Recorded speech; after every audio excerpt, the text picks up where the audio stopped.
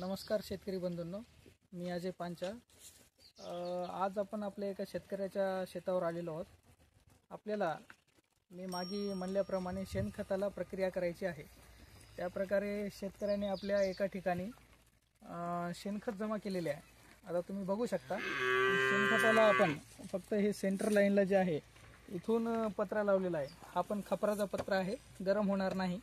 आणि तुम्ही बघू शकता या साईडला हे पूर्ण शेणखत जे आहे, पाचवा जे आहे, खरं तर हे जे काडी कचरा आहे, हा काडी कचरा राहायला नाही पाहिजे, यांनी टाकलेला आहे, यांना माहीत नव्हतं। जेवढं होईल तेवढं हे शेणखत आपलं असं अंथरून टाकायचं। आणि तुम्ही बघू शकता की हे अंतरलेलं या साईडला जमा केल्यानंतर अशा प्रकारे तुरट्या बांधून यांनी या शेणखताला खाली जाण्यापासून वाचवलेला आहे। आणि दुसरं काही म्हणजे जनावर वगैरे, डुकरं वगैरे ह्याला काही नुकसान करणार सुद्धा नाही।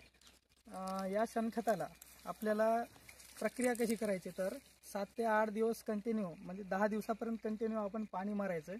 जेणेकरून काय होईल की याच्यामधली जेवढी गरमी आहे, जे हीट आहे, ते पूर्ण हीट निघून जाईल। साधारणतः आपण बघू शकता याची हीट निघणं लई गरजेची आहे, कारण यामध्ये कसं आहे, जर हीट जर जास्त झाली तर याच्यामध्ये जीवाणू हे जिवंत राहू शकत नाहीत। याचं तुम्ही 7 ते 8 सेंटीमीटरच्या खाली जर तुमचं उष्णता बघितली, जे म्हणजे हीट बघितली, तर ते जवळपास तुमची उष्णता येऊ शकते 70 डिग्री सेल्सिअस पर्यंत जाऊ शकते। 60 ते 70 डिग्री सेल्सिअस म्हणजे सामान्यतः कोणतंही जीवाणू त्याच्यात जिवंत राहू शकत नाही। तुम्ही काय करू शकता की तुमचं हे जे शेणखत जमा केलेलं आहे, याला दररोज असं आपल्या सलापावर जसं आळं टाकता तसं आळं करून त्याच्यावर तुम्ही पाणी टाकू शकता। पाणी टाकल्यानं असं कंटिन्यू तुम्हाला 8-10 दिवस टाकायचे, जेणेकरून पूर्ण उष्णता निघून जाईल।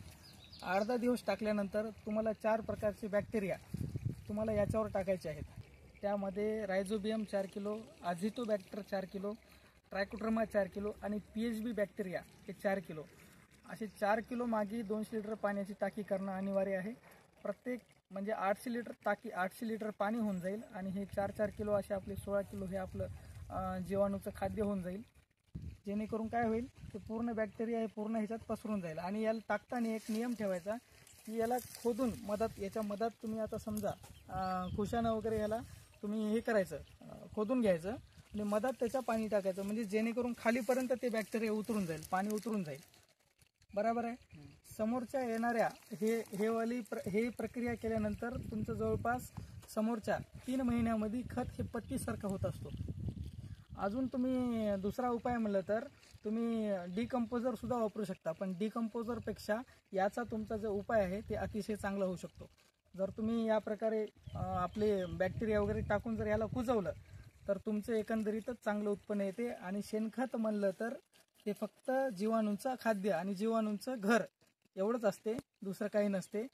एकंदरीत तुमची एक ट्रॉली हे 20 ट्रॉली इतकं तुमचं काम करून जाते, यात काही शंका नाही। निश्चितच शेतकरी बंधू जे आहेत आपले, ते असा खत प्रक्रिया करून वापरल्यानंतर प्रगतशील होण्यास बिलकुल वेळ लागणार नाही। धन्यवाद।